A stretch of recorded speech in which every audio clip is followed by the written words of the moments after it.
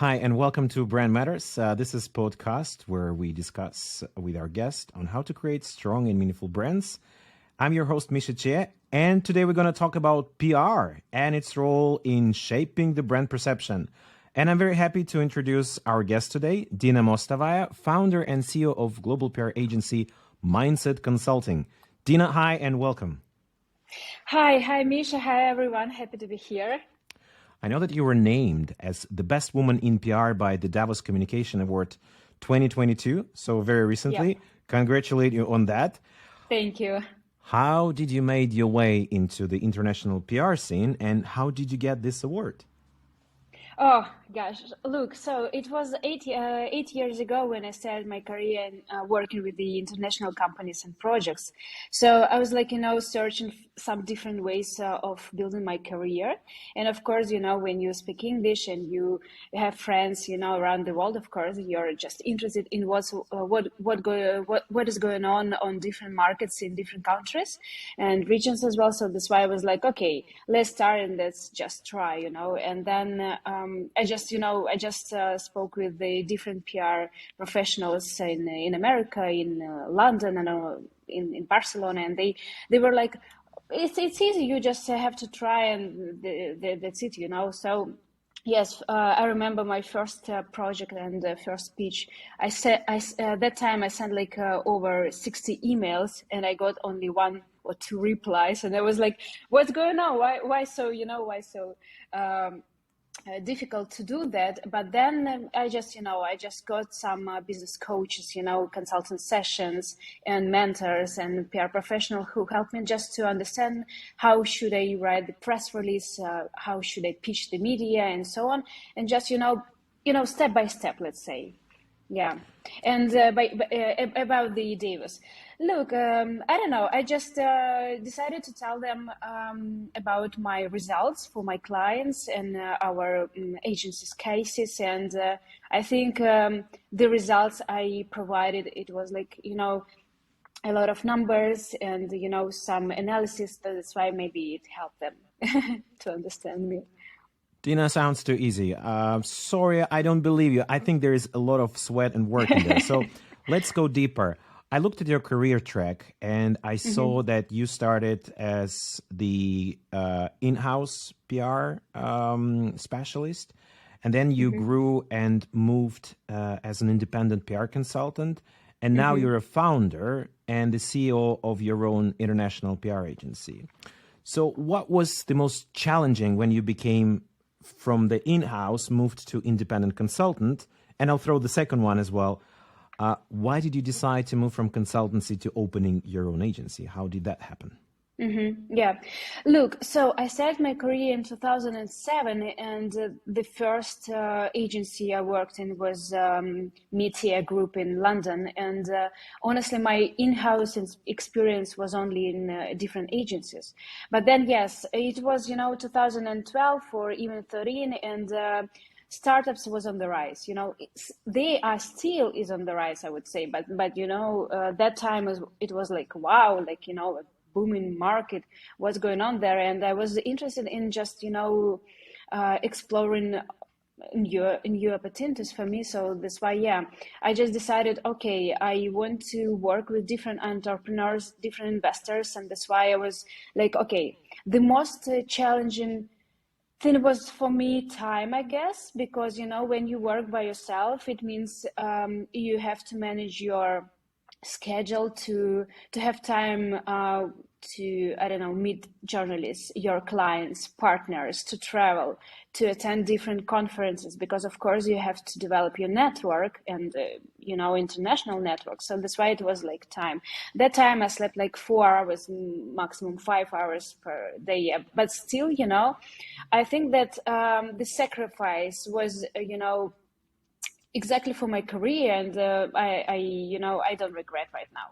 And yes, what else? I would say building my portfolio with the successful projects and cases, because of course when you're a consultant, it's all about your reputation. And what else? And about your network, of course. So that's why soft skills, negotiations, sales, portfolio, relations with the media and partners and clients, time, this I would say. And then, yes, I founded my agency 3 years ago. And honestly, it was, just clear demand from the market. I got so many requests, from entrepreneurs. Like Dina helped me with the, I don't know, brand awareness, helped me with the interviews, helped me to understand why journalists don't reply to my emails, for example, And I was like, okay, I sleep 4 hours. I can't sleep, 1 hour. It's just impossible. So I decided, okay, it seems I need to found an agency, and I need my own team who will work with the clients, and and this is how it is, like this, just easy. Sounds like sleeping 4 hours a day doesn't seem that easy. But let's dive a little bit on the clients and how did you first acquire them? That was the most interesting. So how did you do, or do you do, your own PR for PR agency? And as you said, network. And how, I assume, you develop your personal brand to help your own kind of consultants and then the agency get the PR. To simplify, how do you get the clients? Yeah, so it's all about recommendations right now, but still, honestly, I would say, because 3 years we work is an agency. I mean, I work as a founder of the agency, so we still don't have cold sales, like outbound requests to different companies, and we do not suggest them our services. It's still all the inbound requests from clients who, I don't know, who did a pivot, for example, and now they have like new companies and new projects and new investments as well. Then I can tell you about myself. So I started from content, of course. I just decided to share my experience, my cases, my results, and what else. I just wrote some posts on Instagram and LinkedIn as well, like some PR tips and I don't know, like how to pitch the media, or how to develop your storytelling, how to, I don't know, speak with your partners, how to build international community, all this stuff. And then I think that people just found out information and it was useful, I guess. Sometimes I got these messages and emails like, Dina, can you help me with this? Or, can you help me with the, I don't know, fundraising, for example? And yeah, so it's about content. Then I decided to give free masterclasses, webinars, and lectures because, I think that to share information and your success story, it's important. Just to share, in general, to share in our life, it's important. Then, yeah, regarding to these awards and rankings, I just decided to tell, to more wider community about myself and about the agency. But still, I wouldn't say that we do like some, I don't know, advertising or marketing, No. We are, good right now as we are. But of course, it depends on what company, the size of the company you want to build in the future. I'm not into, like big corporation or big agency as an Edelman or Red Havas. I'm not sure that I would be able to, to work with the, I don't know, thousands of clients, or I don't know, like a team of 100 people. Yeah, so I would love to build an agency, small one, but with the great performance, let's say. Sounds like you're building a very strong brand yourself, because when we analyze different brands here on podcast, we realize that there is, of course, a lot of advertising channels, but the biggest and the strongest brands, no matter how big or small they are, they have this recommendation power, which I think you clearly do have. Tell me, why do clients recommend you or your agency to each other? What's the reason behind that? What is your USP? I think my values and my principles, it's too much like tough sometimes, because for example, I usually say like everywhere, to every client, we do not work with blockchain or crypto projects and companies. We do not work with everything like concerns like Web3, I don't know, NFT, all these words I can remember. What else? We do not work like 3 or 4 months. Our contracts like not less than 6 8 months usually, because we are about strategy, we're about system, we're about the like very deep and so like very deep relations with the clients, and as well like soft skills we use developing our relations with the partners and with different entrepreneurs and investors as well. So that's why we manage like our projects as a small family, let's say, because I'm super excited about relations with people, not only like in terms of business. When I know like more information about entrepreneur and sometimes about his family or his team, it really helps, because we pitch to the media stories. So, but the story shouldn't be only about his business and his projects. It should be like more about lifestyle as well, because we all work with people. Sometimes journalists in America, they say like people by people, or people work with people. So that's why it's very important. Yeah. So yeah, like this. Wow. Sounds very strong. I love your idea on values and how do you say no, because I think it's very important on what and how do you say no to each things, which actually shapes both the personal value and the company value. Talking about your clients, am I right to conclude that your client portfolio is mostly about either startups or kind of young companies, or is it wrong and you kind of have the vast portfolio of different kind of companies? Yeah, you're totally right. Look, so early stage companies, startups, projects, even early stage VC funds, but we do not work, for now at least, with corporations and big companies. So it's just different communications and different services that that startups need, and corporation, for example. So that's why. My perception of building an agency is like when you help people to grow, to scale their business. So that's why for me it's very important to see their like way, the result. With the corporation it's just a bit different. All these services are a bit slowly, a bit like I would say like a lot of I don't know, approvals you need. So with startup it's just easier for me. And it sounds like more fun to work with startups because you can get directly with the founders and with the decision makers. So it's not only about the speed, but also about the people. Tell Yeah. me about a little bit more about how PR is different for startups and how PR can help actually startup to grow both the brand and the business. So the brand and the business. Look, the most important things for entrepreneurs, for even first-time entrepreneurs, is about awareness of their personal brand and their products or services they provide to their clients. So that's why it's usually about personal brand awareness in terms of product and business, in terms of partnerships and brand collaborations, because of course you have to use all the channels you have. And what else?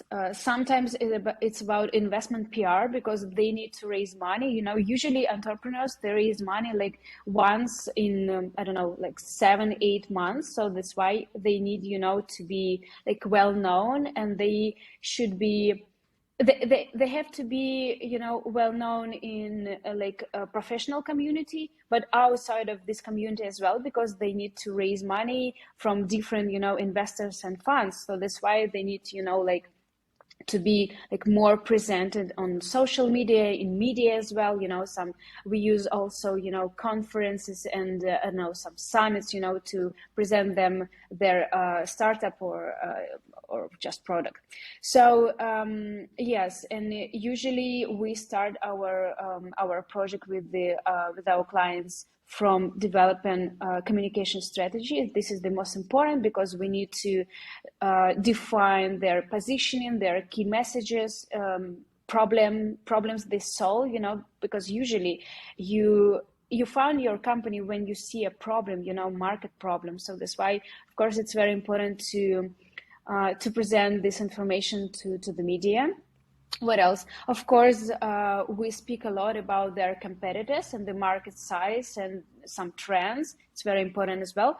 And then we just, write a lot of content around the person and around brand, and we use different channels to just publish this content. For example, from the first perspective, it can be like podcasts and some online media, but then you should use your social media, and I don't know, you can speak in the universities or on different events, for example.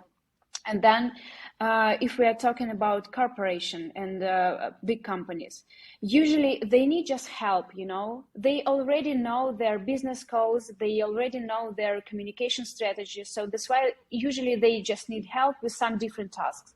So that's why, we don't see the whole result. You're not like a part of the success, because in startups you're a part of success because there is their, I don't know, like seed, series seed, then series A, and then you see how team is growing, how they scale their business in different countries. So of course you're a part of this process, and of course this motivates you a lot. But with the corporations, it's a bit different. But sometimes agencies work with big companies because they need big names in their portfolio, and it's totally okay as well. But for me, it's more important to see the result for the company, for, exact people, than to have big names in my portfolio. Right. And I assume that startups, they always, have limited resources, both in terms of time, money, and people. And I assume, yes, that's for sure. and I assume the speed there is Usually, different. Yeah. Usually they say hey Dina, we don't have money, we don't have investments. Let's pause everything, But that's okay, This is just a part of their journey. And I assume that's the other part, that basically they really need to see the result, and probably some quick results, and maybe they're very demanding in terms how you set the goals, measure goals, and deliver the goals. Can you tell us a little bit more? How do you guys work with this, setting the goals, measuring, and delivering, and how is that also might be different startups versus the big corporations for PR? Yeah, look, usually startups, okay, they need money, as we already discussed with you. They need money, they need awareness, and they need sales, of course. This is, the main thing. Usually they come to us and say, these are our PR goals. So yes, we have different strategies and mechanics and tools that we can use, in terms of PR and communications. So that's why usually we just, propose to work, I don't know, on their own channels, like newsletter or their own blog or podcast as well.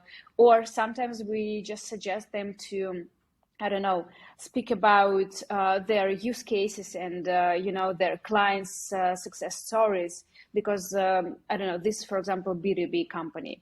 In terms of B2C, it's more complicated because B2C PR is about emotions and about, emotions and feelings. So that's why you need to, to provide information about company, not about the exact product, but how your life can change, using these products or using this app, for example. So yes, and if we are talking about big companies, corporations, as already said, that they usually already have their communication plan. So that's why, we are just, join the journey they already, did. And that's why we just, became a part of some, departments. So, and we just help with the, I don't know, with media relations, for example. I also wanted to say about crisis prediction plan. It's very important for startups, for companies, like for big companies as well. They have their own policy, they have like a lot of legal questions they need to discuss before the interview, for example, or before attending some, events, or, before, I don't know, like speaking about something, With the startups, it's just easier. You have this plan, and sometimes you need it. But sometimes, they work, they grow, and everything is okay. You don't need, to, I don't know, to work on their crisis. But with the big companies, they're like more well known. They're more familiar with their, audience. So that's why sometimes they're like more under radar, let's say, in terms of crisis. But yes, I assume you all know, guys, that recently there were a lot of crises, in terms of startups. And the question is about not only about the startup and the founder, but is about due diligence that VC funds or companies like Morgan Stanley, or JP Morgan did in the past. So, but still, I don't know. I think the market just, tries to clean itself. It's Hmm. my perception of the situation is like this. We just find the right way, because the boom of startup, I don't know, was like 10, no, maybe 15 years ago, like, that big. So that's why we just need time to, to find our way. I mean, for all the, like tech community, not just for us. I loved your idea about that people actually buys not from the company but from other people, and I think that's very Hmm. relevant for B2B and even B2C. And also, as I understand, there is of course role of the company brand and product brand, but there's also a personal brand behind the company. And sometimes, I Hmm. mean, we see the Tesla or Twitter story and Elon Musk behind him. And I've personally been working in companies where there's a very strong a person stands behind it who has his own kind of storytelling of who he is. And especially social media, they completely opened up the opportunity to build this personal brand. How do you guys help to build the personal brand behind the startup company, especially if the founder, for example, or executive people, they're a little bit resistant? They're not this kind of public people. How do you push them, if you push them at all, or how do you help them to become more visible and more public in these cases? Honestly, I am not the person who likes to push someone to do something, because it's very important in your business, in your professional career, to do the things you really like. Because when you like something, you have these emotions, feelings. You are really interested in all the processes and what's going on, in terms of your business and other stuff. So, of course, we have these cases when entrepreneurs said that I'm not into my personal brand. I really don't want to, to give a speech somewhere. I don't know, to give an interview and so on. And of course, then we use their team. So he's like executives, co-founder, sometimes advisor, investor, or I don't know, like CPO, CTO. There are a lot of people in your company that are really eager to build their personal brand. Sometimes they just don't want to say it, to Hmm. disclose this information, their feelings. But usually they're ready to they're ready to speak and to give an interview, I don't know, to help with content, with cases and so on. So that's why, yes. But personal brand is about first story, your own story, your values, your principles, I don't know, about your understanding of where is your company go, and where you would love to be this company in, like in the future. So then it's about market problems. That's very important, because I don't know, why then your company exists, Of course, you have, to solve some market problems. And what else? And about your expertise, about your experience, and about content in general. So that's why it's right now it's all about content, about video or audio, I don't know, like some, text, but still everything is about content.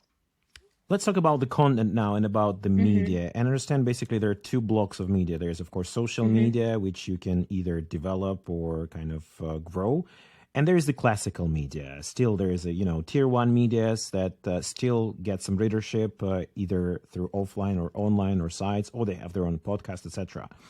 How do you make sure that your clients get the best media coverage, and how do you get them into tier one media? So that's the first part of the question. And how do you help them to develop their own channels and their own kind of ecosystem of their own media? Yeah. Look, with the top media, and let's talk about American media, yeah?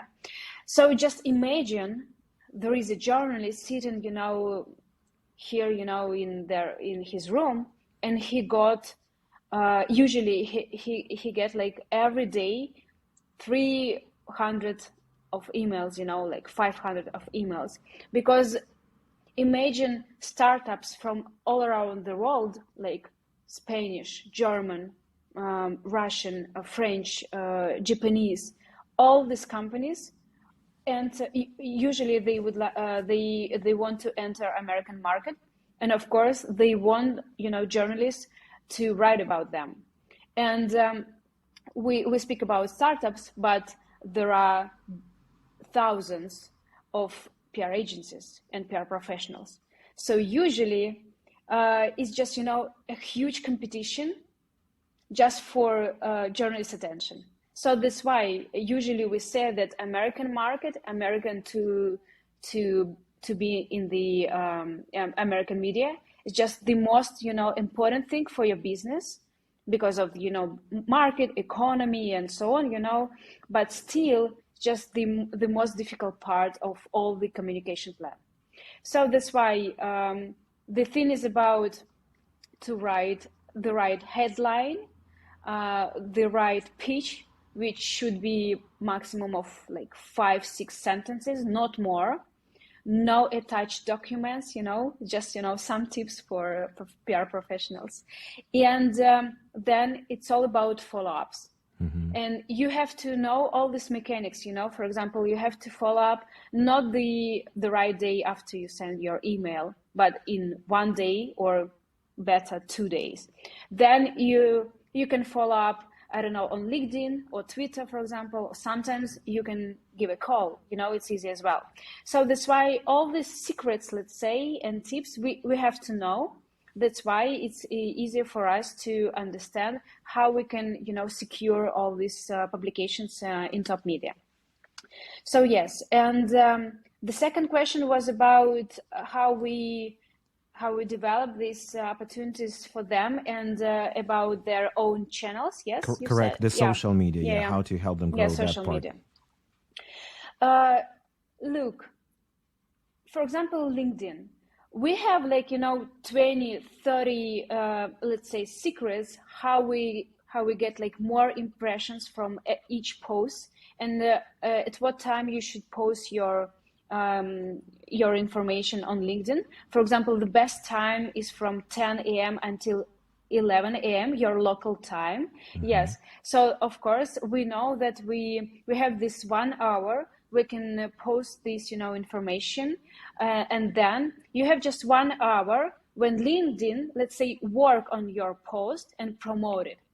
But then if in 1 hour you don't have any impressions, like likes, comments, and so on, let's say LinkedIn stopped to work on it, and just as you, I don't know, for example, you get only 3 likes.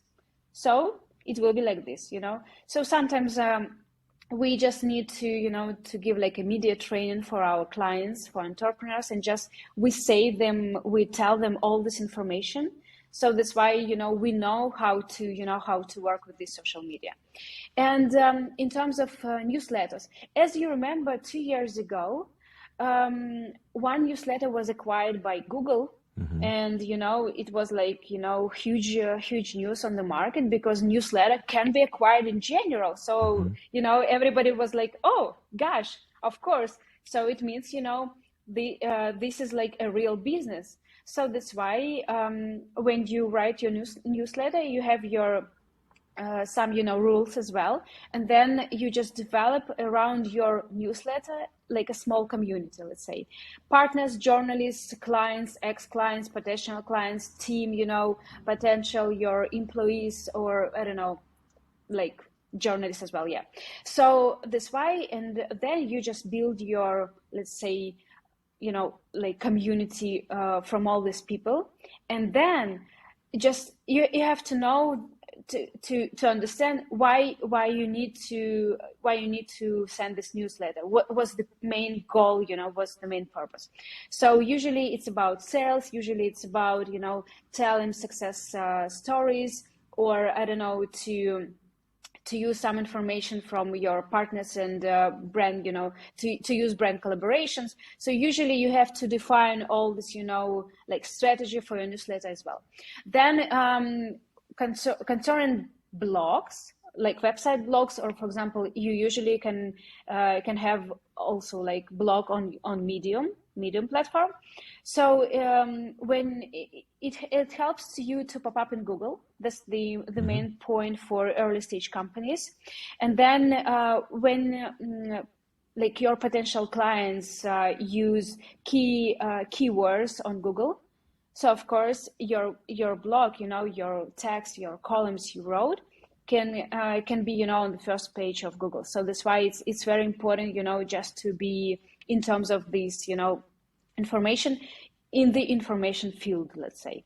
So yes, and we can suggest like everything from key messages until like your like positioning, or your, I don't know, like story. Or we can also suggest you have to speak about this topics, about this problems, and then just a big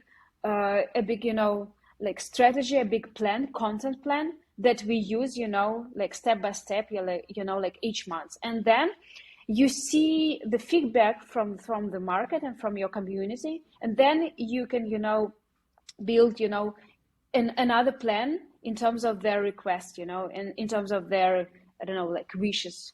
Because sometimes people just write me on LinkedIn like, Dina, please more, I don't know, post about crisis, crisis communications. Of course, got it. Let's do that.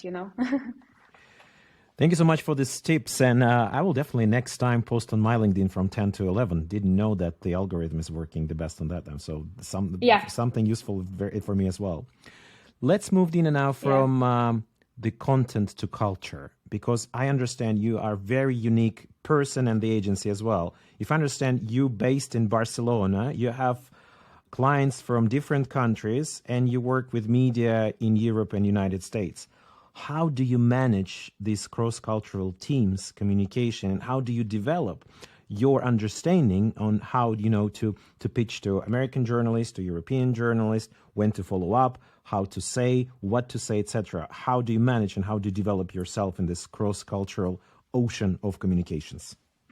Yeah, look, when I started my career in international communications, so 8 years ago, I traveled a lot, I understood at that time, I understood that I have to be like, in every country where I would like to work. I would like to have some projects. So that's why it was like, everything about relations and speaking with just different people. So I had time when I had like 20 meetings per day, because I just needed, to build my relations with the journalists, clients, partners, and so on. And that's why, it's simple. I just ask questions like, can I don't know, follow up you in, I don't know, in the same day after I sent your email? Or can I follow up you by giving you a call? Or can I do this? Or how is better? Should I write like hey, how are you doing? Happy Friday. This is my pitch. Or I should write to you like right away. Hey, Dana, I have this news. So, I just, let's say, collected all this information, like this data, and that's why I just knew from the beginning how should I communicate with different people from different countries. Moreover, I read this book, Culture Map. Great it's book. it's an amazing book. Yeah, recommend it. And you find out all the information, like all these tips and tricks, to how to communicate, how to speak with people from different countries. So yes, of course, I still do some like mistakes. Let's say, for example, we have a partner in France, and we started to work with them like how a year ago, and from the beginning our approach was like totally American. We called, we wrote like different kind of emails and messages like everywhere, because we were very eager to understand how the market works, and at the same time, of course, it was like about our performance for the client. And then he just called me and said, look, Dina, don't push me. I know like everything. We don't work like this in France and so on. Sometimes people from Great Britain told me like, Dina, you're too bossy or you're too pushy, because I send them emails like at 8 p.m. Yeah, but still, but yeah, what else? What helps me else? Mentors, consultants, different consultants. Yes, asking many questions, and just being in the cities, in the countries you want to work in. For example, I had this experience in India when I was like, hey guys, I sent you an email, this is the information, this is my attachment, and so on. And they said like, doesn't work like this, just send me all information by WhatsApp. Okay, Wow. got you. And then it was another stories, another story. I came to the meeting with a journalist in India, and he said, look, you started to work to speak with me about work and about project like right away. First we have to drink tea with you, to eat something, and then we should speak about work. I said, okay. I got you. Yeah, it was funny, but still, just people sometimes they are more, they just, I don't know, sincere and generous to you. They just tell you how to communicate with them, how to work with them. Yeah, no, Yeah. I like a very simple ideas that it's the best to ask people how do they prefer to work with them rather than, just guessing and throwing. And I had almost the same Yeah. experience as you had in India when I moved to Croatia. That was 12 years ago. I was working for a Swedish company, and Swedish culture is very close to, Americans, very efficient. It's you get down to the business immediately, you solve everything in 5 minutes and then you go. While Croatians, they book a meeting for an hour, but the first 50 or 55 minutes, you have to talk everything but the work. You have to talk about, That's the kids, funny. the politics, the football, everything. And if you're not doing, they perceive you as rude. And we needed to train our Swedish bosses to kind of convert in the big meetings. And that was very painful for them at the beginning. But then after a year, they adopted and they were really eager, to speak everything but the work, and they became true Croats. So yeah, I totally agree. Yeah. And I love this book that you mentioned, The Culture Map. I think that's the best kind of scientific approach on mapping the different ways on how to give feedback, how to communicate, how to speak with people, how to manage people, How to etc. write emails. Yes, yes, yes. How to communicate with the boss and his manager. Can you speak with the boss without his manager, or the opposite? Yes, all this stuff. It's like amazing book. As I remember, Erin is a professor at INSEAD, Correct. this MBA school. Yeah, and I think that one day I would love to speak with her and maybe get a like a master class, because sometimes you work with different companies, and you don't remember all these tips from the book, but you would love to to speak and to discuss it.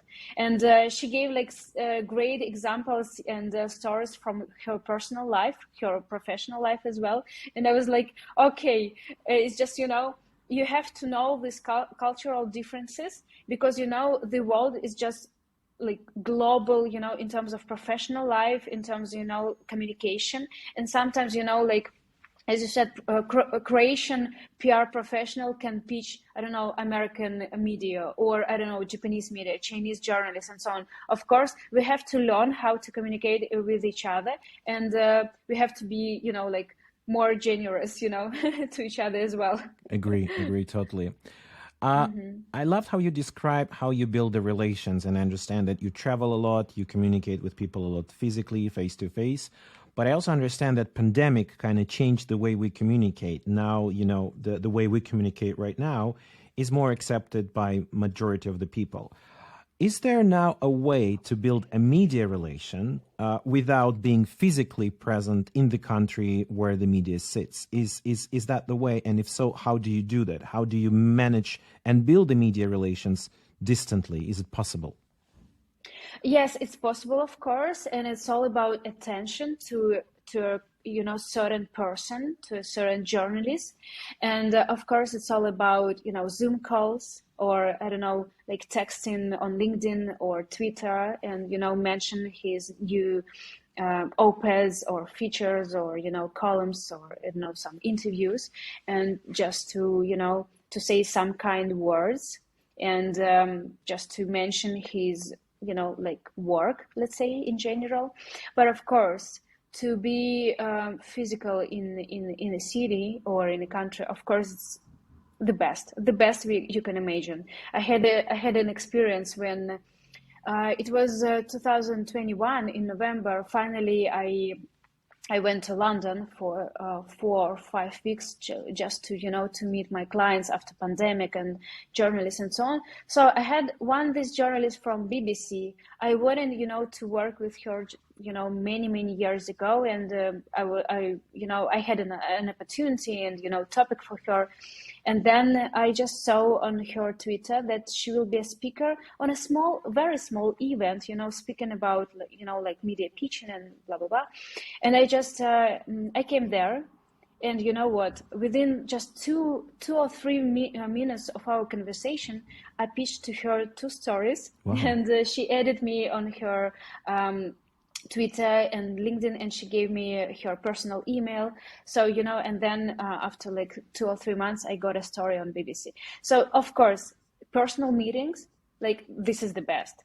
But still, of course, during the pandemic, I had just, these Zoom calls speaking about nothing. Just, like, hey, how are you? What's going on?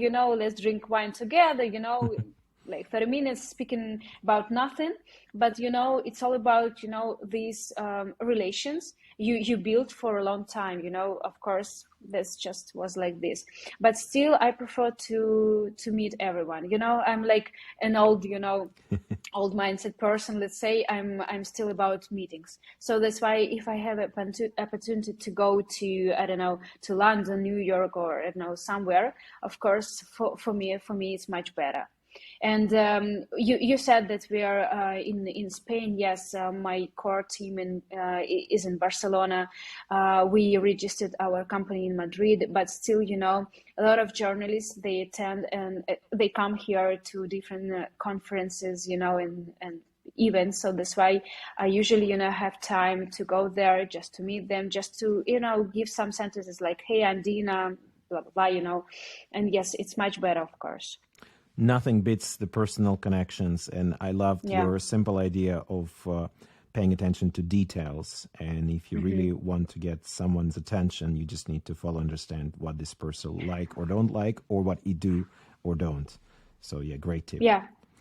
Yeah, let me add here. Sure. Look, for example, you have an interview. You're an entrepreneur, and you have an interview. Just after the interview was published, just send like one sentence via email, like, hey, it was great to speak with you. Thank you so much for the interview, for this publication. It really helps, building your relations with the media.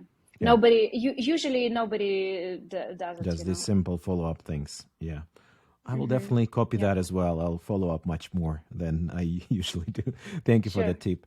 And Dina, you also told that one important thing for every startup is to get this kind of framework of what you do or don't do in the crisis communication. Is there any kind of basic rules that startups should follow, what to do and don't do in crisis communication? And if so, can you please share it with us? Yeah, of course. Look, the first important thing is that crisis communications is about short time. You have to develop your, crisis prediction plan, and then use all this, prepared messages and answers right away within 1 or 2 hours maximum. Because, sometimes companies, like I remember the statistics that only 3% of all tech companies have their crisis prediction plan. Wow. This is like, amazing. It's Mm-hmm. just wow. Yeah. And yes, sometimes they just, lose time developing these messages, answers, or, trying to understand who will be a speaker and who will be, in communication with the journalist. Of course, it should be, ready from the beginning, you found your company. And then just, yes, should be a team of people who is in charge of these, communications during the crisis. So one person should monitor all the comments on social media and reply to them. Another person should be in charge of communication with the media. Another person is a speaker, just official, company speaker. So yes, 3 or 5 people can help you with different, tasks, but still, the core team should be like 3 4 people who, usually don't sleep, during the crisis. But yes, you have to publish your statement within 1 hour, maximum 2, on your website, on your social media, speaking with the media, with the media as well. And what else?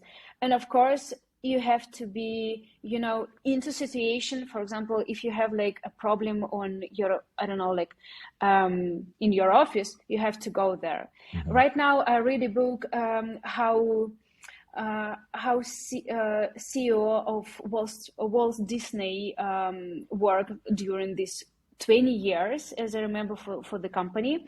And he said that my lawyers, they just didn't allow me to have a call with the people who it was a crisis in their park somewhere in America, as I remember, and lawyers didn't give him an opportunity to give a call. But he said, "Look, I'm still human, and that's why I need to call to this family and to speak with them, And Mm-hmm. he said he cried after the call, but still, this is the personal touch.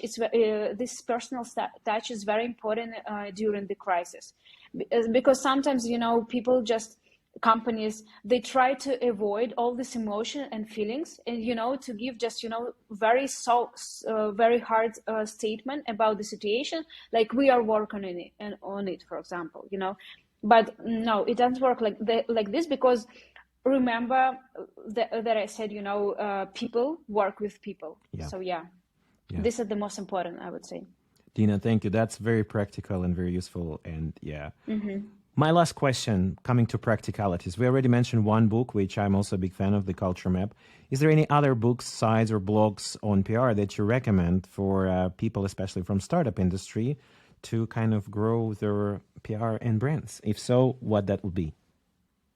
Yes, so I would think that I think that the best book I ever read about negotiations was Never Split Up. So this is one of the best. This book was written by former negotiator from FBA, as I Mm-hmm. remember. So this book is just amazing. What else? And of course, yes, Culture Map as well. And maybe the book is about PR. The name is Inbound PR. Ilyana Starova wrote this book, and she just provided this very important thought for all the PR professionals, that PR, we can measure PR, Mm-hmm. in terms of numbers, amounts of publications, key messages, like headlines and so on. So this book really helps to understand how you can measure your work, your performance, and how to deliver these KPIs to the clients. This is the most important book, I would say. And what else? What else I can say? Ah, yeah, of course, the book about Nike from Phil Knight. Just the story how never to give up. This is just amazing story, never give up, because he was about to be bankrupt like 3 times, as I remember, and it was like amazing story how he always tried to find a new opportunity from this problem, from this crisis. Yes, I love this book a lot. Dina, thank you so much. That was very practical, very professional, very kind of meaty in terms of tips and tricks. I really much enjoyed, and I hope our listeners also appreciate the amount of information about the useful tips you gave to startups how to grow the brand through PR. Thank you so much. Thank you too.